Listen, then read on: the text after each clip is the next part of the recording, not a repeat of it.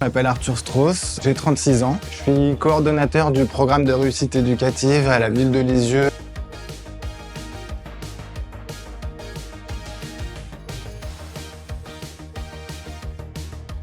J'ai commencé l'animation en même temps que mes études. C'est un métier qui m'a passionné, donc j'ai travaillé pour la ville de Paris, en accueil de loisirs, en classe de découverte, en colonie de vacances. J'ai fait une licence en médiation culturelle et une maîtrise en métier de l'éducation et de la formation. Aujourd'hui, on est un atelier de médiation par l'animal destiné aux enfants du CE1 au CM2 pour travailler autour de la gestion des émotions, de la confiance en soi, de la communication. Une prestataire de l'association Amadeus vient avec ses animaux. Donc là, aujourd'hui, il y a un chien et des cochons d'Inde. L'objectif, ça va être de créer du dialogue et de la communication entre les participants.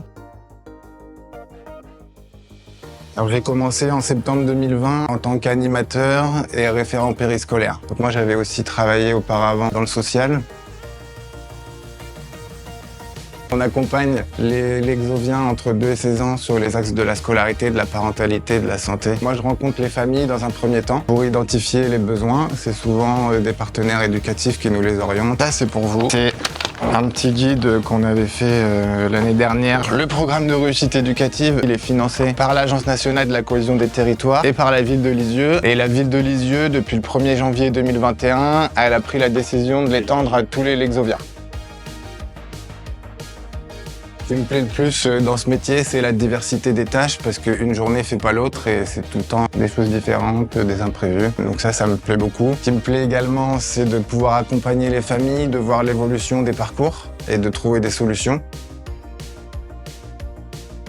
Ça peut être compliqué, c'est des familles qui ont des situations assez compliquées, qui peuvent sortir du cadre du PRE. Nous, on n'est pas là pour se substituer au droit commun, on est là pour donner un coup de pouce à un moment ou pour réorienter les familles. Aujourd'hui, on est sur le groupe technique du PRE, c'est une fois par an. On va venir présenter les chiffres sur le premier semestre 2024. En général, on échange autour du fonctionnement du dispositif.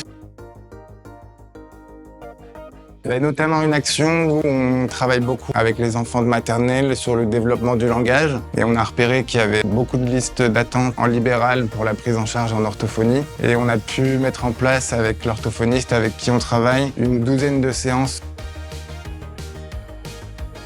Déjà de commencer à travailler au contact des jeunes et des enfants pour se créer une culture professionnelle à ce niveau-là, de toujours aller de l'avant et être axé plutôt solutions et de travailler avec les partenaires parce que c'est plutôt en équipe qu'on trouve des solutions et pas en restant dans son coin.